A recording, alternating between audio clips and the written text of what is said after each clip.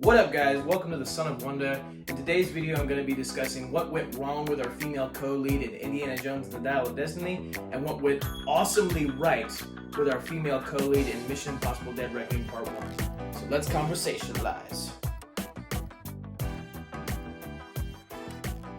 Alright guys, now this is a bit of a different video for me, but I really wanted to make this video mainly because it was so interesting to me how only in the past month we've gotten two completely different films that both each had their own female co-leads that lead alongside a main character that we've known and loved for a very long time, but one handles it just terribly and the other one handles it amazingly and does it just the right way.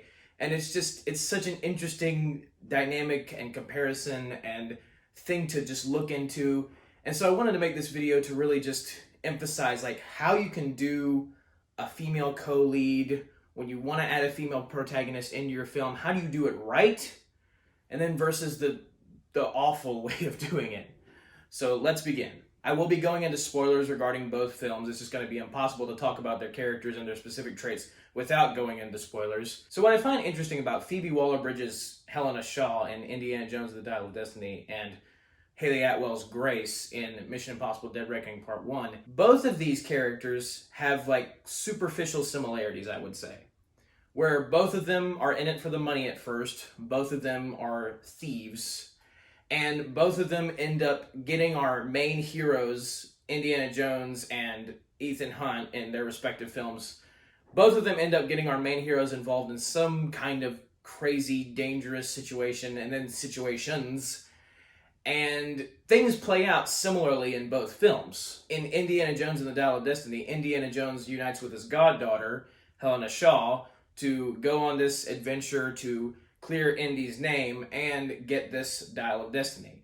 In Mission Impossible, Ethan Hunt unites early in the film with Grace to get this key and figure out what the key unlocks. So both sets of characters are after these particular items, and both sets of characters sort of just end up getting inadvertently involved with each other and on the same mission to find these items. And I would say both sets of characters get involved with each other mostly by necessity.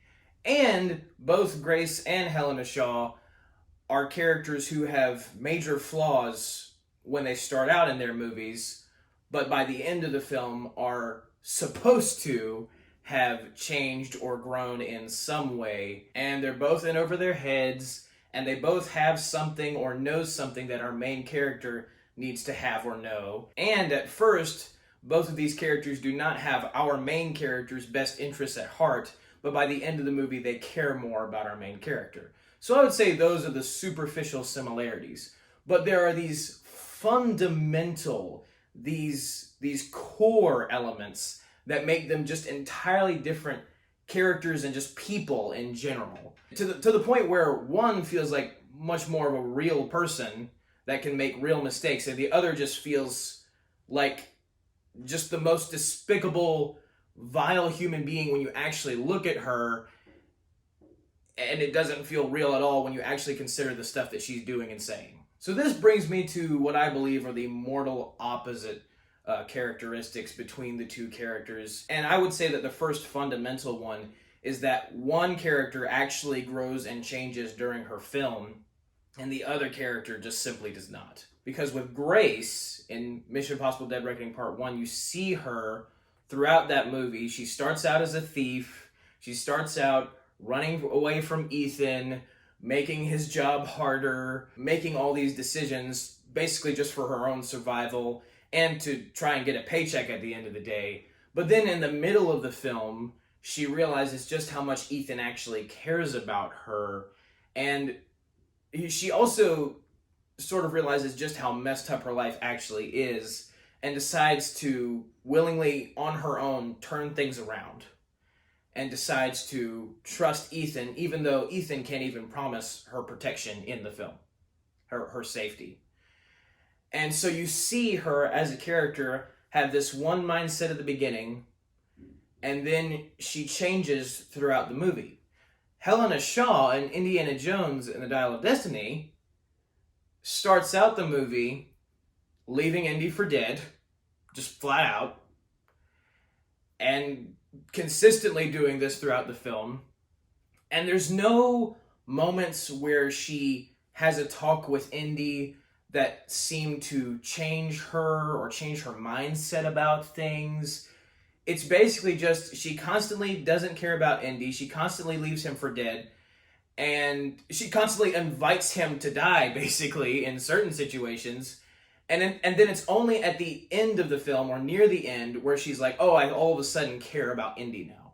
Oh, I all of a sudden want to save him. Oh, we can't just leave him for dead, even though she had been doing that a bunch of times earlier in the movie. And that's just not good character development. Not only is she unlikable because of all these stuff she does to Indy and allows to happen to Indy, she also, like I said, just still seems happy with herself by the end of the day. Still seems unwilling to change, even though she has very obvious flaws to her character. Grace realizes these flaws later in her film and decides to change them. And she's already a likable character because of the way she's written, as to where Helena Shaw is just completely unlikable because she's constantly bagging on Indy and talking about how much she's awesome and how much Indy stinks, and it's very annoying. It's insanely annoying when you have this main character that you've loved for so long, and then this new character comes along, female or not, and just, insults and humiliates our main character. And that's the mortal opposite of what happens with Grace and her relationship to Ethan Hunt in Mission Impossible. Also, what makes Grace much more of a likable character and feel like much more of a real person in comparison to Helena is that Grace doesn't have all of it together when you first meet her. She doesn't have all her ducks in a row. She doesn't know everything. She's not able to avoid every dangerous situation or defeat every enemy she faces in the most efficient and best way possible just because of how apparently naturally gifted or awesome she is.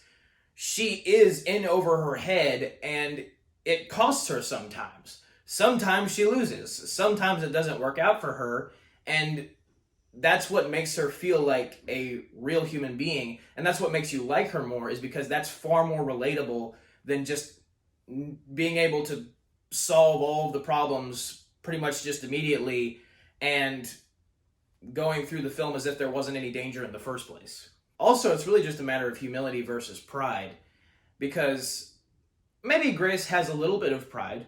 Maybe she is a little prideful in the sense that she at first thinks that she can get away with a lot of stuff and not have to worry about some of the mistakes she makes, but then she learns that that's not the case later. And then you have Helena, who, like I said, really never learns anything from her experiences. She thinks she's daring, bold, beautiful, and self-sufficient, and that nothing's wrong with her, even though her life is a mess. She's a thief. She steals things from people and sells it to others. She breaks other dudes' hearts for no good reason, all for her own gain, all for her own personal benefit. And the movie never acts like this is a bad thing.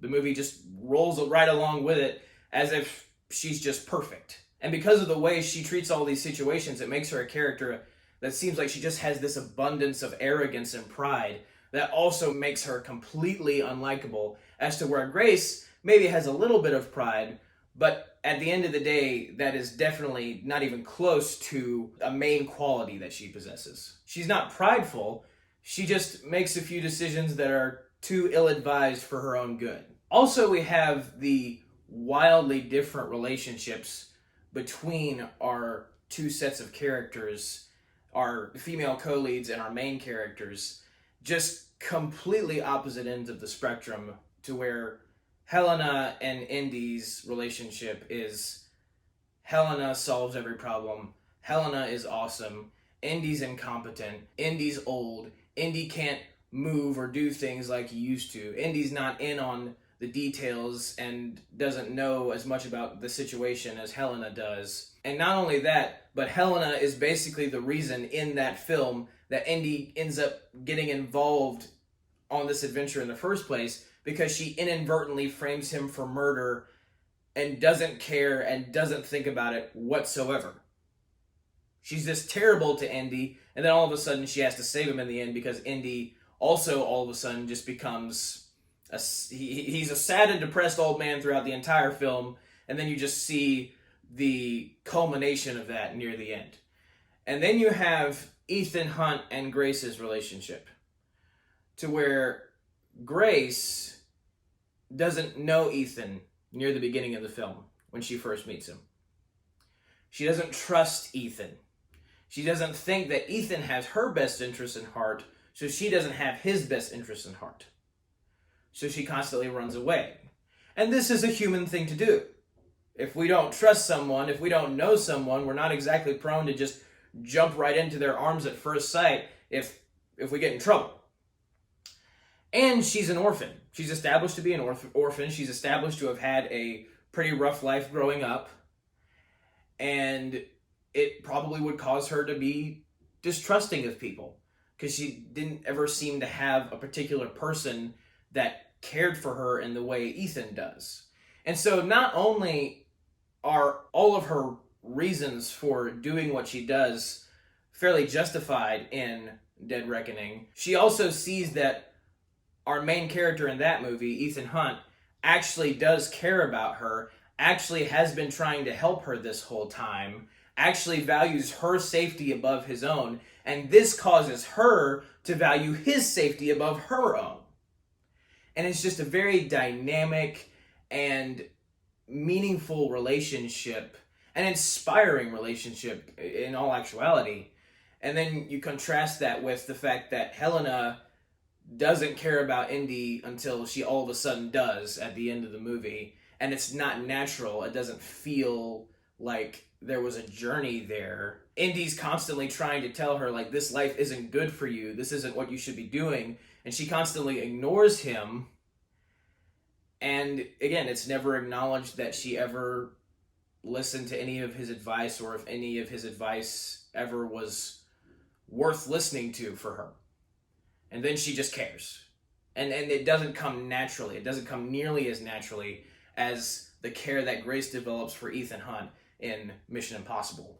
Also, it's about how these characters react to when our main character has been defeated, has been struck down emotionally by watching one of their friends or one of their close allies or one of their love interests die in front of them. And this is a perfect contrast, because in Dial of Destiny, Helena sees that Indy has just seen his friend that he's known apparently for a very long time get brutally shot right in front of him multiple times, and his friend dies. And then she's so consumed with herself that, she saves everyone and gets them off the boat, gets them away from the Nazis. And she's so proud of herself, and she's like, yeah, that was awesome. Look how great we did.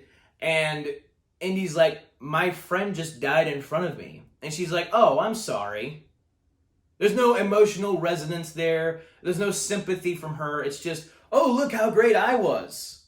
And that's just horrible writing. Like, I don't understand, if you want me to like this character, why you would do something like that. Contrast that with, that is the ultimate decision made in Mission Impossible, is that when Ethan's friend dies, when Ilsa Faust dies, and Grace sees how much it affects Ethan and how much Ethan truly cared about this woman, has an opportunity to leave, just like she's done multiple times earlier in the movie, but she doesn't. She stays with Ethan because she sees that this person who has tried to protect her this whole time is hurting, is in pain, and she has enough sympathy, she has a good enough heart to where she's willing to stay with this person, even though she had every opportunity to ditch him again. That's what makes that character so much more likable, is that she sticks with our main character in a time where he has truly been defeated. And she also feels this weight of, like, what if it was my fault that she died? But it wasn't. But that gives her this sense of humility. That gives her this sense of, like, oh no, I don't do everything right. I might have just caused the death of someone, even though she didn't. And I'm not saying that all these characters should just feel guilty and horrible about themselves. I'm saying that if they do to some extent, that at least shows that they have humility. That at least shows that they don't feel like they're the best person on earth. And then Helena, again, no sympathy from her, in a situation where she actually also might have been able to prevent the death of Indy's friend if she had acted quicker. And there's no signs of humility from her. It's just, oh, look what I did, I'm awesome, even though my godfather's friend just died right in front of him. And it's just, it feels so cruel, it feels so despicable. And then Grace's decision feels so heartwarming and righteous, even though she's definitely not a righteous character. Also, you have two characters who, one realizes that the main character has been trying to help her this whole time, is actually a good man. He proves that to her. And then you have another main character who, Indy has saved her in this movie a couple times. Indy clearly shows care for her, that instead of him being ultimately ticked off and almost wanting to like put her in jail because she stole from him and framed him, he's more concerned with her well-being and the fact that you're my goddaughter. I don't want you to live this horrible life that you've been living. And Helena never sees the good qualities of her godfather. Instead, she just decides to see all the bad ones and constantly lets him know how awful he is in multiple ways. And that's not the case with Grace. Once Grace realizes that Ethan is a good man because he can't promise that he'll protect her, he's honest with her, and she sees how he values her life above his own, that makes her value his life. That makes her care for him more, and that allows her to be more honest with him. And she resonates with Ethan's kindness as to where Helena doesn't resonate with Indy trying to show some level of kindness to her at all. Also, you just have the general disconnect when it comes to charisma, just because I feel like both of these actresses do a good job as far as acting in their roles, but it's really just all about the writing when it comes down to it. And I do feel like Phoebe Waller-Bridge could have made a great side character to tag along in Indy's new adventure if they had not written her to be such a terrible person. And then Grace is the prime example of when you can do it right, when you write a character that, yes, she has flaws, but she's not a terrible person. You can tell that she has some good in her, and she's able to show that at different moments throughout the movie, and also show that she's not just so consumed with herself. I think Grace has far more charisma than Phoebe Waller-Bridge does, and also I feel like it comes down to what were the mindsets of the people who cast these respective actresses in their respective roles. Because I have a strong feeling, I can't prove this, but I have a strong feeling that when it came to Indiana Jones, I have a strong feeling that whoever casted Phoebe Waller-Bridge in that role thought more along the lines of, oh, well, we need a new female character to take over the Indiana Jones movie and usurp Indy and make him look awful, in thinking this in their own way, to where when it came to Christopher McQuarrie and Tom Cruise casting Haley Atwell to be Grace in their movie, they were thinking more, oh, well, what's an actor that we want to work with and what can they bring to this movie that will add something to it? Just, I feel like there were completely different mindsets. And sure, you could argue that, well, no, this person said this, that Harrison Ford wanted that story to be told in Dial of Destiny. But to me, the prime example of a filmmaker's mindset when they go into making the movie, or a studio's mindset when they go into making the movie, is the movie itself. It's like, what am I seeing? What is the movie telling me about the mindsets of the creators? And then, unfortunately, they just told me something awful about the mindsets of the creators in Dial of Destiny, and they told me something great about the mindsets of the creators in Tom Cruise and Christopher McQuarrie in Mission Impossible. Also, even though Grace does make life a little bit harder for Ethan throughout Mission Impossible, she never knowingly leaves him to die. She never invites him to die in the movie. She definitely ends up inadvertently putting him in these very, very dangerous situations, but never does she know as a fact that Ethan will be killed if she leaves him, and does it anyway. You could argue that when Grace leaves Ethan handcuffed to the steering wheel in the tiny yellow car when they crashed in the subway tunnel that she did kind of leave him for dead, because a train immediately followed and crushed the car, and if he didn't get out in time, he would have died. At the same time, she left before the train horn ever sounded, and she also threw Ethan Hunt the paperclip so he would have some way of escape. So the circumstances were not nearly as obviously dangerous in that situation as they were multiple times in Indiana Jones, where literally there's one moment where Helena flat out tells these guys who are pointing guns at them to shoot Indy. Like, flat out. And she leaves him to get eaten by eels, and then only after, like, leaving, she's like, oh, I better save him. And near the beginning of the movie, she flat out locks Indy in a room with guys with guns.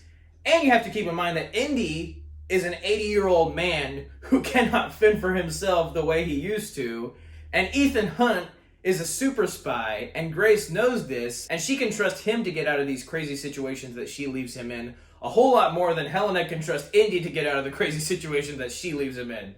So there are definitely different circumstances and things surrounding each situation that make it a lot more believable for what Grace does than for what Helena does. Also, it just comes down to, we have a character that we've known and loved for a very long time. We have Indiana Jones, we have Ethan Hunt, played by these specific actors that we also love and have known for a very long time. Do these new female co-leads prop these characters up, make them better characters, or do they just drag them down completely? And it's really just shown in the dialogue. In Indiana Jones, Helena constantly belittles Indy, and in Mission Impossible, there are moments where Grace, in fact, encourages Ethan. One of my favorite moments in Dead Reckoning was when Ethan is embarrassed about the fact that he can't get the yellow car to work right. He's not exactly sure how to drive it. And instead of making fun of Ethan in that moment, instead of taking that opportunity to belittle him, Grace is sitting right beside him in the car, and she's like, it's okay, it's fine, you're good, we can just go, we can drive. She never belittles him, never makes him feel less than he is. She's encouraging him. It's like, okay, it's all right, we can go. I'm not faring much better. And that it's so much more balanced because of that in Dead Reckoning, as to where, in Indy, she's just like, oh, you're so old and slow and I'm so great. Also, when you have two leads in a movie that are both the protagonists, or at least supposed to be protagonists of the film, you want these two characters to feed off of each other. You want these two characters to grow and change because they're in each other's presence and around each other. What can they gain from being with each other throughout the film? And in Mission Impossible, Grace and Ethan grow and change because Grace realizes that her life is a mess and that there is someone who can genuinely care for her, and that she doesn't have to keep living the life of a thief, and that she doesn't have to keep being on the run and living all of these false lives and having all of these fake identities. And their stories are very well balanced. Grace gets a very compelling story arc, and Ethan gets a very compelling story arc that you can see the beginning, the middle, and the end, especially if you've seen the previous Mission Impossible movies. In Indiana Jones, it feels like just so much of Indy's story arc in that movie that he could have had was stripped away to try to just show more of Helena doing stuff, even though she herself doesn't really have much of a story arc. So it's not balanced because it feels more like Helena's adventure than it even does Indy's. And it's also not good storytelling because neither of their stories feel like arcs. Neither of them really feel like they grow and change all that much throughout the film. They certainly don't grow and change all that much by being around each other.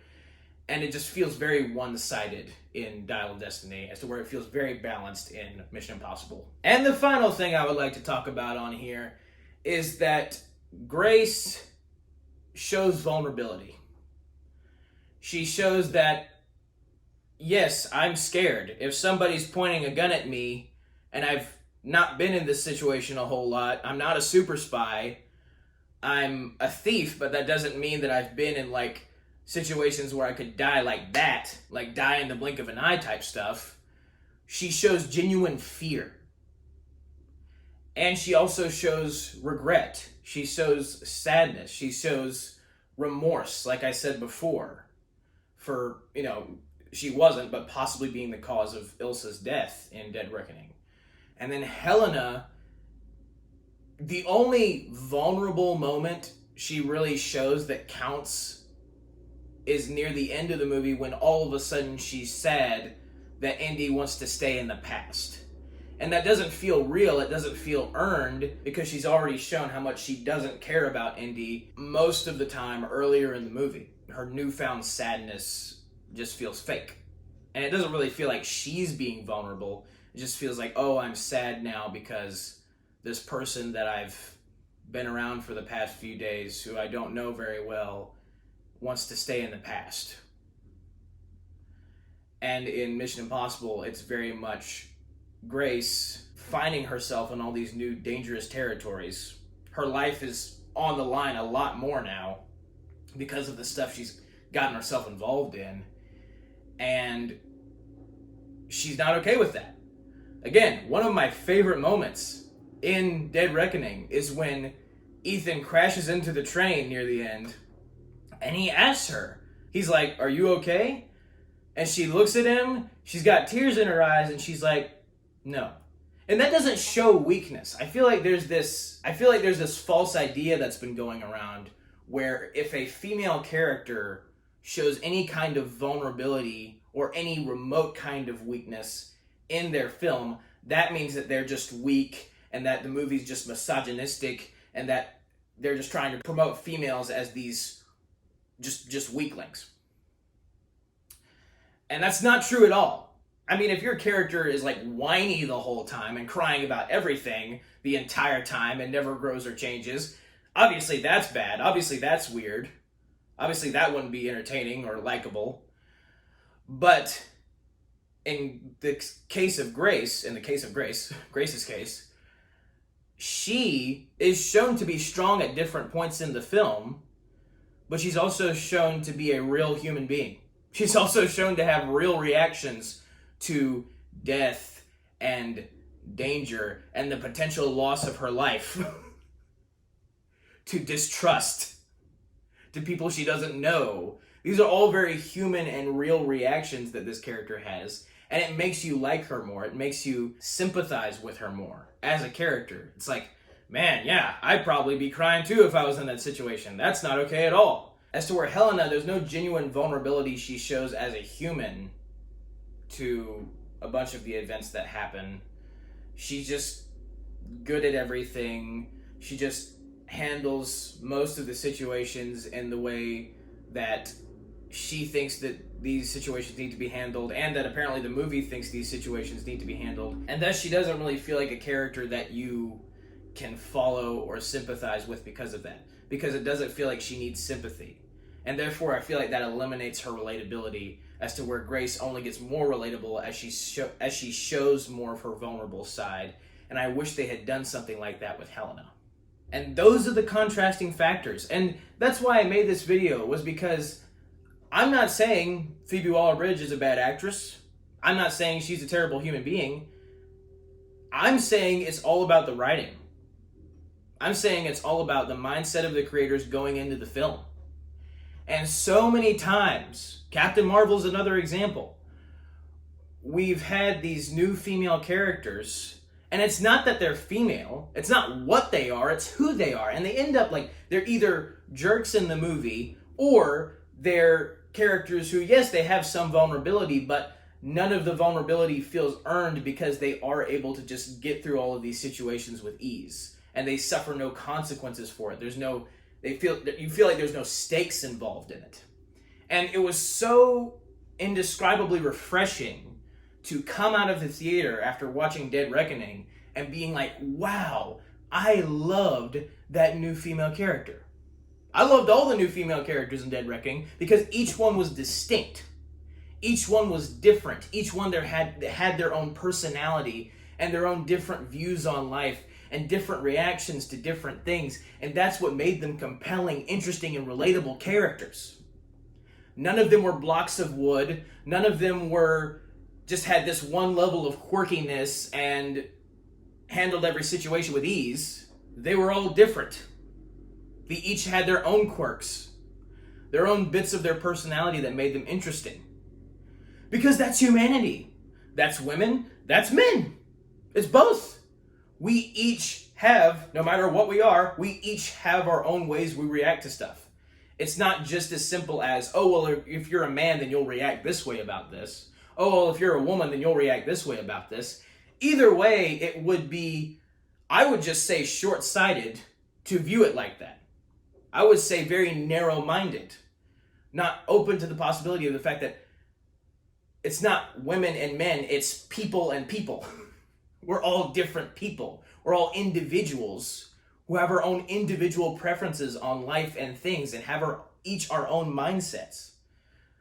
I've never understood when people will say this one stereotype where all women do this or all men do this. And every time there's a new feminist thing in one of these new movies, they're trying to say that, oh, well, all women should be like this. And oftentimes these aren't good people that they're portraying in these films.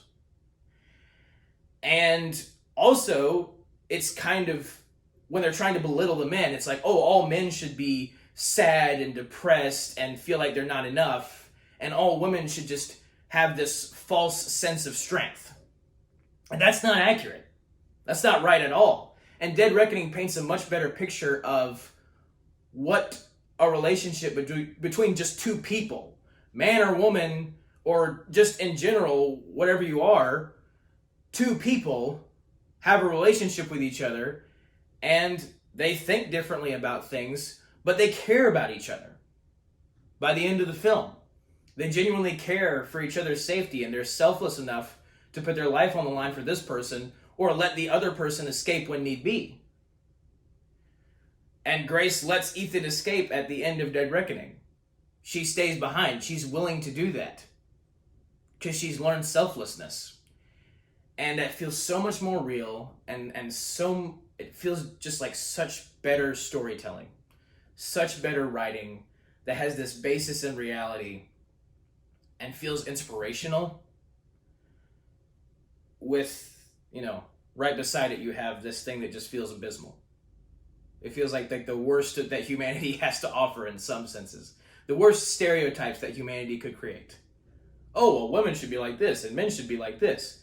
It's trying to lecture you, basically, on what should be what and who should be who. As to where this movie is just about, it's about people. Not trying to tell the audience anything. It's just trying to show the audience what people are like. And I love that so much. And that is why Dead Reckoning is an awesome movie.